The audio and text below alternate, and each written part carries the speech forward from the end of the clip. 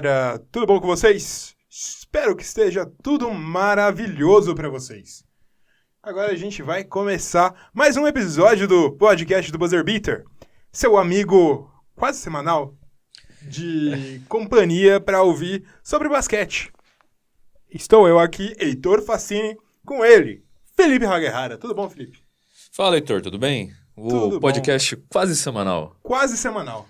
Porque já fizemos conteúdos com 3 vezes por dia. Já fizemos vezes que era conteúdo mensal. A gente tem uma... Já fizemos conteúdo um mês inteiro de um conteúdo por dia. Exato. A gente não gosta de padrões de data. A gente segue o destino. O destino. O que o destino mandar a gente faz. Exatamente. Bom, hoje a gente vai falar do quê? De basquete e de NBA. Você tá surpreso com isso? Eu tô bastante, até porque muitas vezes a gente desvia do assunto, não chega a não ser tanto um podcast sobre basquete em alguns momentos. Tinha vezes que a gente falava de qualquer coisa que vinha na cabeça porque não tinha assunto. A off-season, né, faz isso com a gente. Exato, mas agora a gente tá no meio da temporada e tem muito assunto. Tudo bem que a gente podia discutir o cinema sul-coreano, que tá em alta agora, com o Oscar do Parasite, que realmente eu ouvi falar isso. Não faz sentido você falar Parasite, né? Porque o filme não é... Estados Unidos. É o contrário, né? Se você falar Parasite, eu acho que o Bong Joon-ho, é assim que fala o nome dele? Eu não sei, Heitor.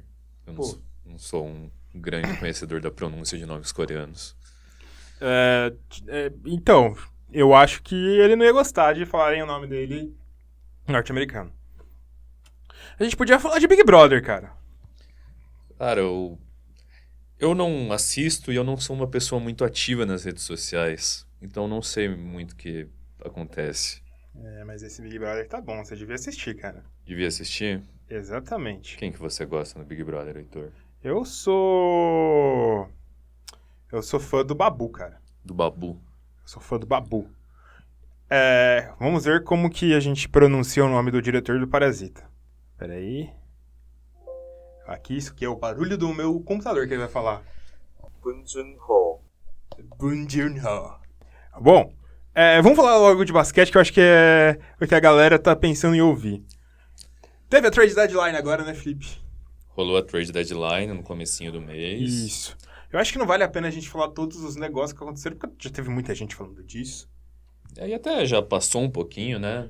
Então. A galera já viu bastante análise sobre as trocas. A gente tá até em um outro momento em que o pessoal tá todo prestando atenção... No All-Star Game. All-Star Weekend. A galera só fala que tá prestando atenção, né? Porque... Na verdade, todo mundo quer ver o torneio de enterrado de 3 pontos e... Só. Porque tudo bem que mudaram completamente as regras do All-Star Game, mas eu tô pouco me ferrando. O torneio de 3 pontos vai ser diferente também. É verdade. Vai ter o Curry Shot, né? A Mountain Dew Ball. Mountain Dew Ball. Caramba, eu fico surpreso como a galera consegue ganhar dinheiro com qualquer coisa, né, bicho? Consegue ganhar dinheiro com tudo, meu amigo. Consegue ganhar dinheiro com tudo. Já a gente... Será que vai ter o PJ Tucker Shot? O PJ Tucker Shot vai ser o negócio que a gente vai falar daqui a pouco, né? O PJ Tucker Shot, ele acho que desde quando ele entrou na liga, ele é o cara com o melhor aproveitamento lá no fundo da Zona Morta. Tem o Luka Doncic Shot. No jogo do Rising Stars, ele meteu uma do meio da quadra, né? Verdade. O Steven Adams esses dias fez uma do meio da quadra. Uma das mais impressionantes que eu já vi. Foi muito diferente essa bola. Ele foi um hook shot. O que ele faz no garrafão... Val! Parecia que ele estava arremessando uma bola de beisebol. Uma bola de beisebol, tava passando uma bola de futebol americano. Isso. Impressionante. Bom, a gente não vai falar disso, a gente vai focar em... Não só na troca, na verdade. Na troca a gente nem vai falar tanto, mas a gente vai focar no Houston Rockets, Felipe. Exato. A gente até já falou bastante do cenário que a gente via positivo para a chegada do Covington. A gente sempre falava que era um bom lugar para ele ir. Só que o Houston Rockets não simplesmente pegou Covington. Exatamente. Ele aboliu a posição de center. Algo que a gente já via parcialmente na liga, né? Sim. Com toda a ideia do jogo não posicional. Jogo não posicional, do small ball, dos novos tipos de centers, com a queda dos jogadores estilo André Drummond da vida.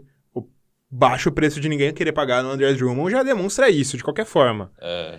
Mas o Houston Rockets aboliu de vez o center. Se eu fosse do sindicato dos pivôs da NBA, eu estaria protestando com o Houston Rockets.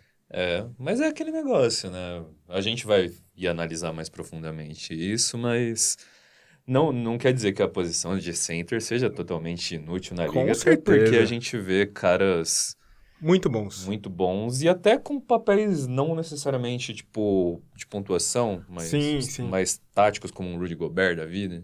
Que é muito bom. Mas o que a questão também é que a gente vai discutir o modelo de jogo do Houston Rockets, que pode ou não virar tendência para os próximos anos se der certo. A gente faz um exercício de futurismo. A gente nem sabe se vai dar certo pro Houston Rockets nessa temporada. A gente não sabe se der certo. Vai poder ser replicável para os outros times. Mesmo se for replicável, não existe só uma maneira de jogar basquete e a NBA mostra claramente isso. E as coisas, as posições, o que fica em evidência também muda completamente a partir de um momento, né? A gente tá num período da história do basquete que existem muitas possibilidades de você conseguir armar um time com 5 jogadores. Muito mais do que antigamente. Antigamente tinha 5 posições muito bem definidas, você tinha que jogar daquele jeito e só daquele jeito. E o próprio desenvolvimento dos fundamentos dos jogadores, você jamais teria um pivô sendo desenvolvido para arremessar, para se movimentar no perímetro, conseguir marcar um jogador mais baixo. Mal era difícil de ver um pivô arremessando do mid-range. Exatamente. E o jogo todo sempre ia parar neles também, né? Exatamente. E agora, o momento de hoje... E outra coisa também, a NBA tem aquelas curvas também de pontuação, né? Sim. Em um determinado período você tem a defesa em evidência, em outro você tem modelos mais ofensivos em evidência. E sempre modelos diferentes. Isso. Eu acho que nesse momento que a gente tem esse jogo não posicional, vai ser muito difícil da gente ver um time fazendo tendência que todo mundo vai seguir. Porque não tem como. Tem muitos jogadores com talentos muito diversos e muitas maneiras de se posicionar. Não precisa seguir uma tendência. Isso, e a liga tá abraçando cada vez mais isso, né? Sim. Antes, a gente comparava bastante qualquer mock draft que a gente fosse ver, sempre tinha aquele, comparação com o jogador que está em atividade. E hoje, cada vez mais difícil isso, porque os caras estão entrando na liga com características muito particulares. Sim. E isso tem muito a ver, principalmente que você falou dos pivôs, com a invasão internacional que está tendo na liga, né? Sim. Você já parou para pensar que os 4 melhores pivôs da NBA não são norte-americanos? Rudy Gobert é francês, Karl Anthony Towns é dominicano, o Jokic é sérvio e o Embiid é camaronês. E é a posição que está passando por maior transformação. Porque a diferença principal da formação do basquete europeu e não o estadunidense, não o norte-americano, é que o jogador é ensinado fundamentos. No basquete norte-americano, se você tem altura para você ser um pivô, eles vão te treinar para você ser um pivô, não um jogador de basquete. Essa é a base. O Anthony Davis é um dos caras que são meio que exceção disso, porque ele teve o estirão, o espichão, quando ele já tinha uns 16 anos, então ele já tinha sido treinado para ser armador. E, basicamente, na Europa, todo mundo é treinado para ser tudo. Isso. A gente até, de uns tempos pra cá, é óbvio, tem toda a influência europeia em cima disso, a influência até, na verdade, do tipo de jogo de um cara como o Nowitzki em evidência no basquete. Com certeza. No macro do basquete norte-americano. E aí o próprio high school, o próprio college hoje também trabalha bem mais esses alguns pivôs norte-americanos, não necessariamente pivôs, mas alas pivôs. Sim. Que estão saindo mais, chutando mais. Então, antes, basicamente, você veria só Andrew Drummonds, DeAndre Jordans entrando na liga. Exatamente. Agora você vê, mais espaço para por mais que não tenha dado certo ainda, um Mo Wagner da vida, um Frank Kaminsky, caras que já saem mais, né? O próprio Miles Turner. Miles Turner eu acho que é o principal exemplo disso no basquete norte-americano. Mas isso também é ficar claro, porque... Não sei se você lembra, acho que uns 2, 3 anos atrás, que a gente começou a ficar surpreso que o Marc Gasol estava arremessando super bem fora do perímetro. Sim. Não é que o Marc Gasol não sabia arremessar. É que o estilo de jogo da liga fazia com que ele arremessasse só lá dentro. Isso. E alguns jogadores também que nunca arremessaram, começaram a praticar mais isso, né? Mesmo que eles não arremessassem no college, mesmo que eles Sim. tivessem características diferentes, depois eles começaram a sair um pouquinho mais, né? E a questão é tudo de você ter o fundamento. Se você tem um fundamento bem dominado, é muito mais fácil de você conseguir se adaptar ao jogo para outras coisas. Isso. Você citou o próprio Anthony Davis. O Anthony Davis não entrou na liga como um bom arremessador. Não. Ele sabia, era um bom all-around, mas ele não era um arremessador. E aí, depois de um tempo, ele se desenvolveu como um cara. Sim. Mas essa é a questão. O jogo da NBA tá mudando. É. Mas eu acho que todo mundo sabe disso, sabe que isso tá acontecendo. Todo mundo percebe isso. Mas aí quando vem o Daryl Morey e o Houston Rockets fala, puta, a gente não vai jogar com pivô. Todo mundo assusta, cara. Porque apesar da gente saber que o jogo da NBA é cada vez mais sem posição, não lembro qual que era o técnico que falou que hoje só tem guards e bigs no seu esquema. Aí depende como que você quer colocar e como você quer... Quantos de cada um você quer colocar. Então, da mesma forma também que você vê armadores cada vez maiores, mas a média de altura dos caras mais perto da cesta está cada vez menor. Isso que está acontecendo, o Houston Rockets viu que tinha um Clint Capela, que não é um pivô ruim. Acho que ninguém nunca achou que o Clint Capela é ruim. Não é um pivô também excepcional, não é um Rudy Gobert da vida, que eu acho que talvez seja a melhor comparação de pivô. Rudy Gobert não é parecido com o estilo clássico de pivô, ele tem muita diferença e tal, mas dos melhores pivôs da NBA, ele e o Joel Embiid são os que mais se aproximam com o estilo mais clássico de pivô. E ele não é nada perto disso. Parece estranho, mas ele é dispensável. Sim. E a gente estranhou quando foi dispensável, mas você para pra pensar, putz, Clint Capela não é um game changing pra nenhum jogador, nenhum time. Então não é tão absurdo eles se livrarem dele. Mas a gente estranha muito um time sem uma âncora defensiva lá embaixo, né? Sim. É aquele negócio, né? Querendo ou não, fundamentalmente, o basquete sempre foi um jogo de altura, né? Até os caras mais Exato. baixos são gigantescos. Sim. Mas tem esse estranhamento, mas Não é errado. não é errado e a gente tá vendo dar certo. Sim. E foi também uma escolha do Houston, né? Porque normalmente quando acontece esse tipo de troca e aí você tira um jogador importantíssimo, mesmo que aquele cara antes do seu titular sair, ele fosse a 9ª opção do time na rotação, ele vai virar titular porque ele é pivô. O Houston tem o Tyson Chandler, tem o Isaiah Hartenstein, ele poderia estar se forçando a usar eles para usar um pivô no time titular, mas eles não fazem isso porque eles enxergam e a gente está vendo mais valor Sim. num sistema mais baixo, né? Porque, tipo, a ideia do Houston tá sendo agora, depois que foi trocado com o Clint Capela e chegou o Robert Covington, é basicamente colocar Westbrook, o James Harden, o Daniel House vem jogando como small forward deles. Você vê, é difícil, porque eu tô falando de posições ainda. Mas esse jogo não é pra pensar em posições. Mas eu vou falar de posições pra pessoa que tá ouvindo conseguir entender do que a gente tá falando. Robert Covington tá de power forward e PJ Tucker está de center. Qual que é a altura do PJ Tucker, Felipe? Se eu não me engano, ele é 6'6". Ele é 1,98. 1,96. 1,96. A gente já estranhava o Draymond Green sendo pivô do Golden State Warriors, mas a gente achava normal porque era de situações momentâneas e o Draymond Green é um tanque. E o Draymond Green acho que tem 1,98, né? Por aí. Mas o PJ Tucker é mais baixo. 2 centímetros mais Mas baixo. é que, tipo... Mas... E é definitivo. Sim, e o PJ Tucker, tudo bem, ele é um cara forte.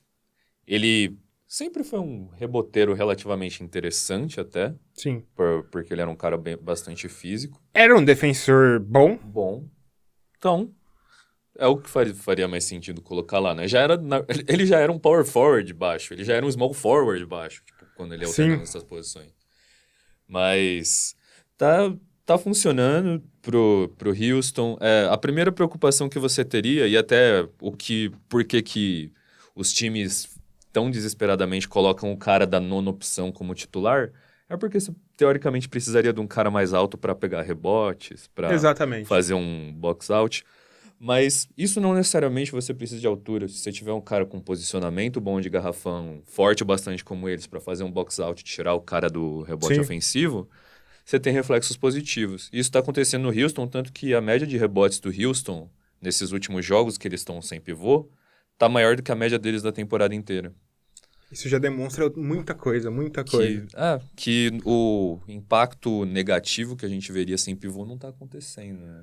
E a ideia principal do Houston é que eles percebiam que com o Clint Capela em quadra o time ficava pior. Por quê? Porque primeiro você tem dois jogadores muito explosivos, muito agressivos no ataque, que é o James Harden e o Russell Westbrook. Quando você deixa um jogador que, consequentemente, sempre vai ficar lá embaixo do garrafão, você tira o espaço para as infiltrações dele, que são fenomenais. Sim. Você, tirando esse cara, você libera mais para movimentação dentro, para troca de posições, você confunde mais o adversário para saber para onde esse cara vai estar. E o PJ Tucker é um cara que tem uma bola de 3, mesmo que seja só da zona morta, mas ele tem uma bola de 3 decente. Ele é uma ameaça fora do perímetro. É uma ameaça fora do perímetro. E é isso que acaba acontecendo. E você traz o Robert Covington. O Robert Covington tem muita característica parecida com o próprio PJ Tucker. Sim. É um cara forte, é mais alto, mas ele arremessa da bola de 3, ele tem uma defesa muito boa. Ele estava sendo subutilizado no Minnesota porque ele não é um cara que você vai colocar para protagonismo, mas ele vai melhorar muito o teu time se ele for uma terceira, quarta opção. Ele vai melhorar muito o seu time, porque ele pode fazer o jogo dele. Ele não vai ser um cara que vai ser super decisivo, chamando o jogo para si. Apesar de em alguns jogos ele acaba fazendo isso, mas no geral não vai ser isso. Mas ele defende muito bem. Você bota arremesso para esse time do Houston, que é um time que precisava de arremesso, para ter jogadores livres pro James Harden e o Russell Westbrook passarem. E você bota uma defesa de perímetro. E nesse time tava faltando defesa. Porque, querendo ou não, o James Harden e o Westbrook não são defensores exemplares hoje em dia. E o Clint Capela não estava sendo um defensor muito bom. Sim. Eu só vou fazer uma errata aqui, que eu, na verdade, olhei dados dos oponentes do Houston. Aumentar os oponentes do... Eles estão com mais rebotes, mas o Houston também tá com relativamente menos rebotes do que eles tinham anteriormente, mas... Então, aí a gente tem os stats do Houston sem pivô. E isso são stats... Eu acho que antes da gente entrar nos stats... básicos, sabe? A gente precisa falar do porquê é um problema a gente pensar num time sem pivô na NBA de hoje. A gente tem meio que um hall dos top 10 jogadores da NBA e com certeza dá pra colocar 2 deles sendo pivô, que é o Nikola Jokic e Joel Embiid. Na própria conferência tem ainda um Rudy Gobert da vida, tem um Anthony Davis que não é um pivô, mas é um big man. É basicamente um pivô, mas... Sim. Ele é usado de ala pivô. E você tem outros times com big mans. Se você não tem... Se é uma formação muito baixa, como você falou, o basquete é um jogo de altura. Jogadores pequenos vão acabar sendo massacrados por esses jogadores maiores em boa parte do tempo. E quando você tem jogadores maiores... Imagina um jogador baixo defendendo o Jokic, que é imenso no post-up, que ele tem... Ele é um dos melhores que fazem o poste baixo hoje. Isso. E ele é um cara absurdamente forte. Muito forte. Você vê o Jokic fazendo o jogo de poste dele, vindo de longe, ele empurra os caras gigantescos. Exatamente. O Anthony Davis. Imagina o Anthony Davis. É. Imagina um Rudy Gobert.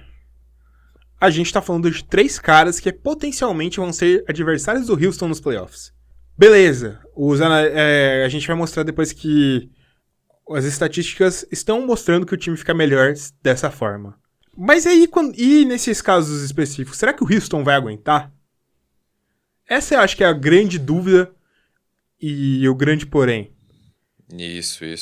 É aquele negócio, no caso do Houston, a gente tá vendo uma experimentação ainda muito próxima, né? E que tá sendo feito num momento até tardio da temporada. Sim. Eles vão ter que, tipo, testar, emplacar isso e deixar isso redondinho de maneira que eles possam ir bem num playoff, sabe? Eu acho que tem algumas coisas que são interessantes. Eu ainda não sei se isso talvez fosse o plano A do Houston. Eu acho que talvez se eles pudessem pegar um pivô bom e colocar lá, eles fariam isso. Sim. Mas eu acho que eles pensaram, putz, a gente precisa melhorar esse time. Qual a forma que a gente consegue deixar esse time melhor? Tira o pivô e coloca um outro jogador defensor de ala.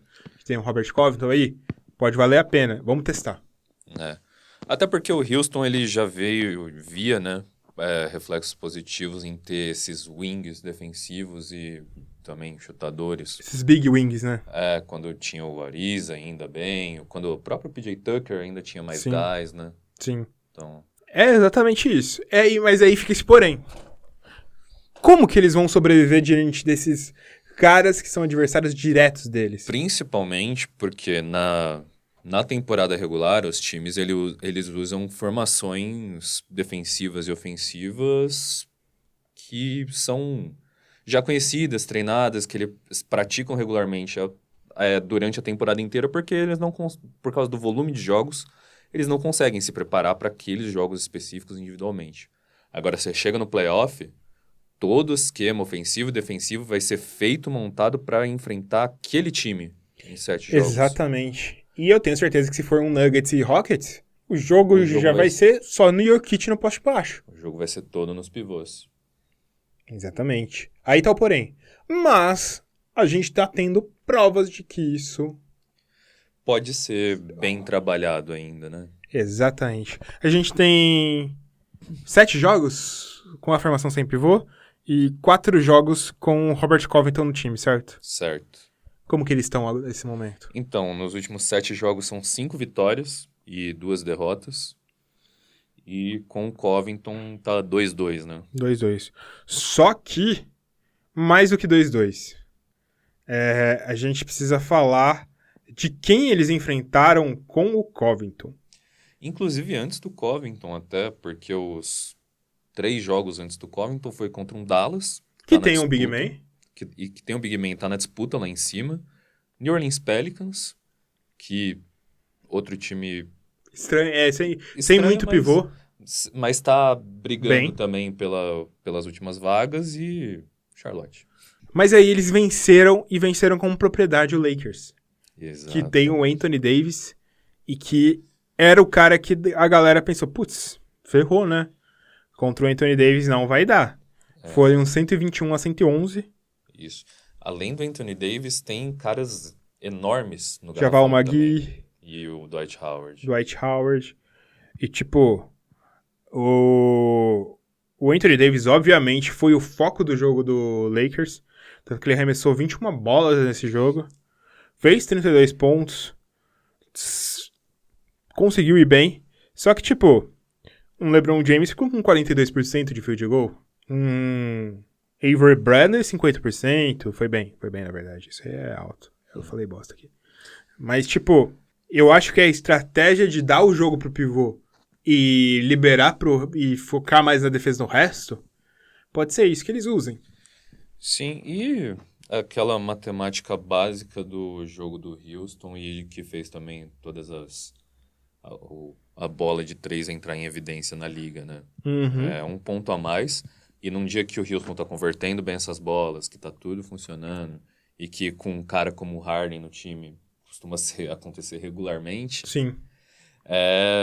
você vai ter pelo menos uma margem de pontuação maior do que o seu adversário concentrando o jogo lá dentro. Com né? certeza, com certeza. Eles venceram também o Boston Celtics, né? E o Boston Celtics, entretanto, é um time que, em teoria, se você passa para analisar o elenco, é um time perfeito pro Houston assim enfrentar. Que o jogo é totalmente focado nas alas e na armação. Eles conseguiram reduzir o Kemba Walker a 29% de field goal Olha só. e o Jason Tatum a 33% de field goal, num momento que o Tatum está voando. No momento que o próprio Boston, né, tá voando. Sim. E eles foram relevantes. E é um time que o pivô é o Daniel Theis, que é útil, só que é útil. Acabou. Acabou. Acabou. E isso aí a gente passa a analisar. Putz, tudo bem que o nosso corpo de análise é bem pequeno. Sim. Eles só pra falar também, que é isso que eu acabei de falando, eles perderam pro Phoenix Suns, que foi... Aí foi um atropelo. Atropelo pra caralho. Que foi 127-91. O Phoenix Suns teve um jogo incrível do Kelly Oubre. Kelly Oubre, que é um cara que joga mais próximo da cesta e pode levantar. O Kelly Oubre, ele teve Preocupações? um jogo atípico, né? Porque ele também matou 7 bolas de 3. Exatamente. Grande Kelly Oubre, muito bonito o jogo dele. Porque ele é muito bonito. Mas teve uma derrota pro Utah Jazz, que a gente falou, mas foi 114-113, então nem dá pra falar que foi algo absurdo. Sim. Com um jogo muito bom do Jordan Clarkson. Jordan Clarkson levou nas costas esse time. Mas enfim, Felipe. Se a gente parar pra olhar, grande parte dos jogos eles estão sendo relativamente próximos. Ou seja, o Houston, ele faz a defesa de perímetro, tudo, mas ele sacrifica um pouco a defesa interna, querendo ou não. Com caras mais baixos, tudo. Mas a questão é que o ofensivo deles tem funcionado muito bem também. Tipo, eles têm acompanhado a produção de pontos dos outros times com maestria e até são uma característica do próprio Mike D'Antoni desde sempre, né? Uhum. E grande parte disso vem se passando porque isso tá potencializando muito o jogo do Russell Westbrook, cara. Tá. O Russell Westbrook vem jogando um absurdo, meu amigo.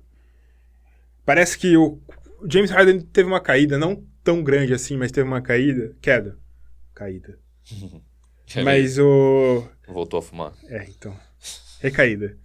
Ele... Em dezembro ele já tava com 27,1 pontos. Em janeiro ele tava com 32,5 pontos. E em fevereiro ele tava com 34,5 pontos por jogo, Felipe. Tá bem doido, né, cara? Bem doido. Sim. E a piaba que o Houston tomou foi sem o Westbrook, né? Que o Houston tomou do Suns, então... Esse jogo tá sendo muito importante pro Westbrook. O Westbrook, que a gente não soltou o episódio do All-Star, mas a gente não achava que ele devia ser All-Star. Mas hoje em dia, com certeza ele tem que ser All-Star. Sim. Definitivamente. E ele tá jogando o jogo dele, sabe? Exatamente. Ele não tá sendo... E jogando de maneira inteligente, ele não tá sendo mais aquele Westbrook que a gente estava acostumado no passado, que quando precisava simplesmente ia pegar a bola e arremessar de qualquer lugar, independente de quem tiver nele. Parece que ele tá mais confiante nos Isso, companheiros. Isso, ele não tá chutando muito de 3, por exemplo, não é o jogo dele, esse. E aí... Porque você tem... Tirando ele... Daniel House eu não conheço muito o jogo dele, mas... Tirando ele, PJ Tucker é um arremessador de 3 eficiente. Robert Covington é um arremessador de 3 eficiente. Eric Gordon é um arremessador de 3 eficiente. James Harden é um arremessador eficiente. Por que o Westbrook vai arremessar? Exatamente. E aí, é o que você falou, tipo, sem um pivô, sem aquela muvuca dentro... Ele pode infiltrar muito mais fácil. Ele pode jogar o jogo que a gente sempre viu, que era o brucutu dele, atropelando todo mundo, indo pra cima da cesta, né? Eu acho que é um jogo muito interessante. Eu acho que esse Houston, eu não consigo cravar se ele vai ser muito bom, se vai ser um fracasso, mas vale a pena acompanhar. É aquele negócio também, né? Como é um negócio, algo meio novo que tá acontecendo em relação ao Houston, por mais que o Golden State já fizesse algo semelhante no passado... Nas formações da morte, tudo. Pro Houston foi uma mudança bem brusca, né? Acho que antes quem ia jogar contra o Houston estava acostumado com... em algum momento vai rolar um pick and roll com Capela e ele vai pra cesta, e ou o Harden vai tentar infiltrar e sofrer uma falta lá dentro. Tipo, você tinha algumas coisas bem definidas e manjadas, né? O Capela era não era tão aproveitado quanto ele, mas era o Stoudemire do D'Antoni na formação. E aí agora o D'Antoni simplesmente, o time como um todo simplesmente falou, não, vamos tentar outra coisa. A gente já tá aqui jogando bem. E os outros times ainda vão se adaptar a isso. O próprio Houston ainda vai testar muita coisa. E junta um Mike D'Antoni, que é um cara que tenta coisas diferentes, com o Houston, que é um time que aceita coisas diferentes, e um time que aplica um método científico pra fazer basquete. Eles vão tentar potencializar muito o que dá certo e mitigar muito o que tá dando errado no time. Isso. Essa é a forma deles. Pô, acho que a gente conclui assim o assunto Houston. Opa. É um time interessante, eu quero ver essa jogada nos playoffs, ver como esse Houston vai funcionar nos playoffs, em times que vão estar focados em trabalhar contra eles, mas é um time que vale a pena acompanhar. Beleza?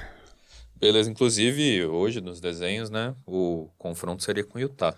É um confronto interessante. Interessante. Bom, Felipe, a gente quer falar de alguns outros times também, um pouco mais rápido do que essa braba discussão que a gente teve com o Houston. Sim. Boston Celtics tá muito bem, né? Tá jogando muito, né, cara? E, assim, no começo da temporada, a figura era o Kemba Walker, né? Jogando demais. Agora a gente tem outra figurinha aí. Cara. Depois veio o Jaylen Brown jogando demais. Jogando muito, justificando salários, né? Ainda continua justificando. Continua. Não, Kemba e o Jaylen Brown estão bem, mas outro jogador pulou pro protagonismo no momento, né? Jason Tatum é um absurdo, né, Felipe? Que menino, né? Caralho. A gente esquece que ele só tem 21 anos, né, cara? É um absurdo ele ter 21 anos e tá jogando tudo isso, né, cara? Só um feito. A gente no time do Boston Celtics, a gente tem 3 jogadores com mais de 20 pontos por jogo. Isso é um absurdo, né? E tem outro um pouco abaixo com 17, que é o Gordon Hayward. Que voltou da lesão como se não tivesse lesionado, né? Ele, só falando antes de falar só um parênteses do Gordon Hayward, nesse momento ele tá com 39% de 3 pontos. Field goal tá com 50,4% e free throw 88%. Eu tô ouvindo 50, 40, 90 próximo aí? É isso aí. E esses caras, você falou, 3 jogadores com mais de 20 pontos, a média de pontos do Boston na liga é 113, ou seja, os caras são responsáveis por Por metade. Mais da metade? Mais da metade. Doido, né, cara? Doido. Impressionante. É um time muito coeso, né, cara? A gente vai falar do Tatum principalmente porque o que o Tatum vem jogando é um absurdo. Um absurdo, não tem nem o que falar direito do jogo dele. Ele tá tendo salto de produção que tá colocando ele perto de se transformar em uma superestrela, né? Sim. Completamente diferente. Completamente diferente, não. O Tatum, ele entrou na liga como um projeto já muito melhor do que se esperava dos anos de college, porque ele fez uns trabalhos assim fenomenais para corrigir arremesso, para fazer outras coisas. E eu acho que Boston e o Tatum só estão colhendo frutos agora nessa temporada, cara, porque é impressionante. O cara virou a chavinha, velho. E ele não só virou a chavinha ofensivamente, cara. Ele foi o marcador primário do Kawhi Leonard no jogo contra o Clippers, que fatalmente o Clippers perdeu. Triste. Mas ele foi o marcador primário do Kawhi Leonard e deixou o Kawhi Leonard abaixo de 50% dos arremessos. Muito abaixo. E, cara, Kawhi Leonard não é um cara que é marcado fácil. Porque, tipo, ele pode não ter jogo 100% bom sempre, mas ele sempre é eficiente. Sempre é eficiente. O Kawhi Leonard é aquele jogo que, quando a bola vai na mão dele, é pra ele ir pra cima pontuar. Ele não e ele pontua. E ele vai e faz. Faz. Então, é bem impressionante. O Tatum, ele tá tendo, tipo, a melhor temporada da carreira dele em muitas estatísticas. Ele é um daqueles casos bem interessantes e raros de jogadores que ficam temporadas consecutivas melhorando. E tem um caso pra eles, se quiserem colocar como Most Improved Player? Tem. Tem, é interessante que tem um caso muito atípico, que é o do Devonte Graham, né? Mas tem um caso. E você vê que, tipo, acho que jogadores que a gente viu com essas características mais recente, um que eu sempre cito é o Jimmy Butler, porque eu acho muito impressionante, tipo, a cadência de evolução dele. Siakam. Giannis Antetokounmpo. Caras que só melhoram, tipo, a cada temporada. Luka Doncic. Ele já entrou bizarro, cara. Já entrou em outro nível. E ele melhorou, né? Mas... E conseguiu melhorar.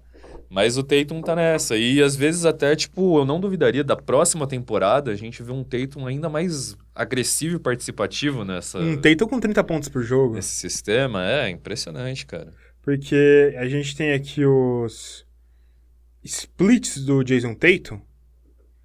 E em fevereiro, cara... velho.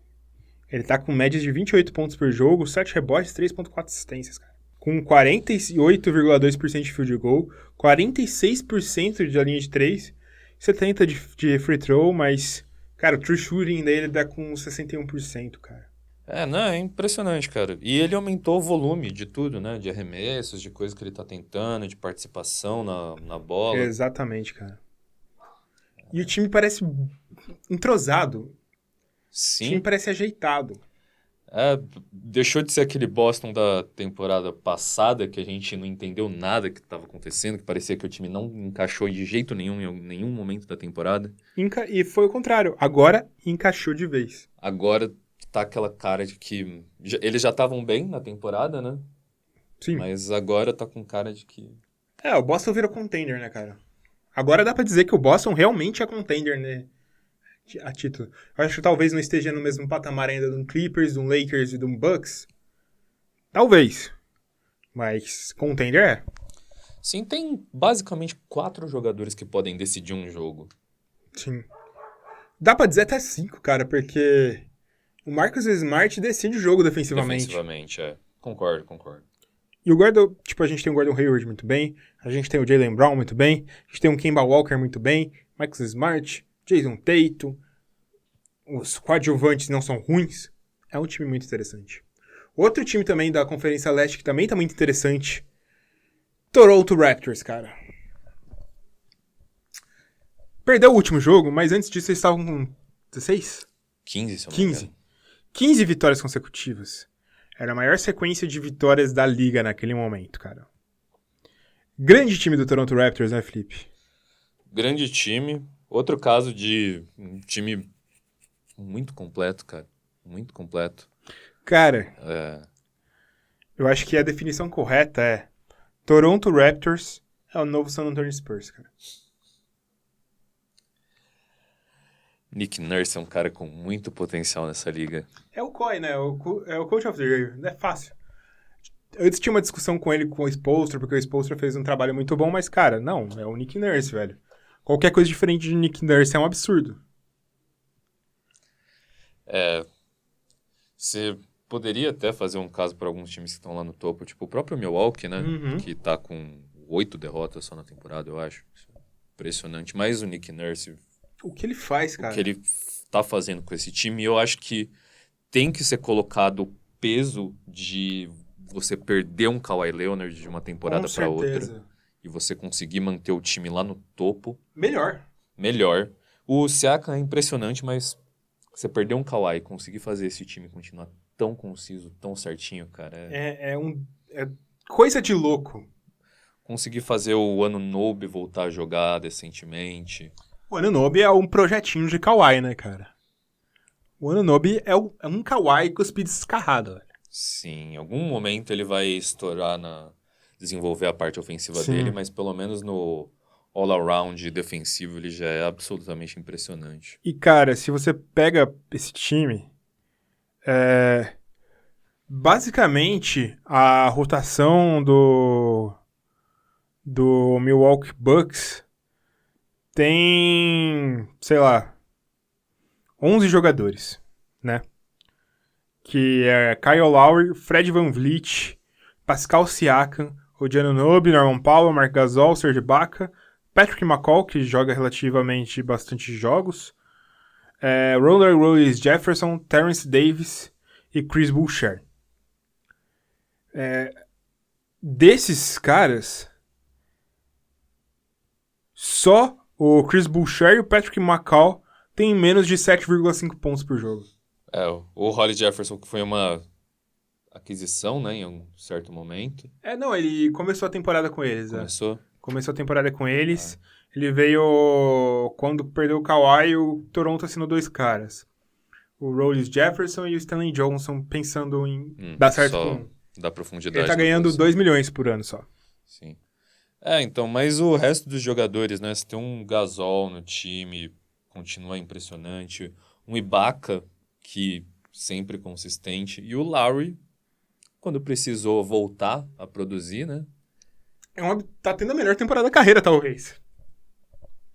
Com 33 anos. Exatamente. Cara, e você pega as estatísticas avançadas. 8 jogadores com um defensive rating abaixo de 105. Você tem também 13 jogadores com defensive rating acima de 110.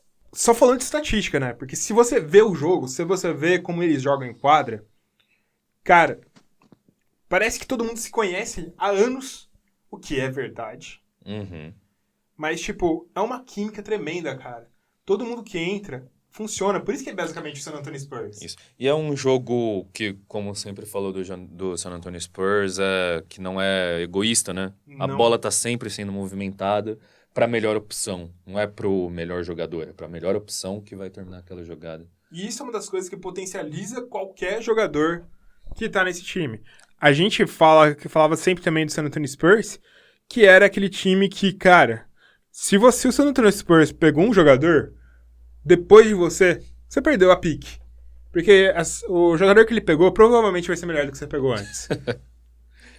Eles vão conseguir transformar ele em alguma coisa decente, né? Você tem um Chris Boucher que veio de uma D-League que tá sendo um cara completamente interessante. Você tem um Terrence Davis que foi undrafted e veio pro Toronto Raptors, fez 31 pontos em outro jogo. Cara, o OG Anunoby, que foi escolha de primeira rodada, mas foi, eu acho que, 20ª pouca pick. Norman Powell. Você tem também um Fred VanVleet, que foi undrafted. Você tem um Pascal Siakam, que foi mais pick acima de 20. Não, foi bem acima de 20, eu acho. Deixa eu confirmar isso. Mas você tem todos esses caras. Tem o Hollis Jefferson, que estava sendo basicamente execrado. Foi 27ª, o Pascal Siakam. Tipo, foi jogado às traças pelo Brooklyn Nets. Parece que tudo vai funcionar, cara. Pra mim é outro contender. Você sente que falta... É estranho você ver um time sem muitas estrelas indo tão longe, mas é um contender, cara. Sim, eu concordo. Talvez em algum momento a gente consiga visualizar algum jogador deles no futuro mais como realmente uma super estrela. O Siakam é esse cara. Já tem o Siakam, talvez mais algum no futuro, ou eles consigam desenvolver esse cara, né? Mas o time coletivamente, o que o Nick Nurse faz lá é absurdo, cara. Não tem nem o que dizer. Muito foda. Você falou dos defensive ratings individuais aí. Eles têm o segundo menor defensive rating da liga.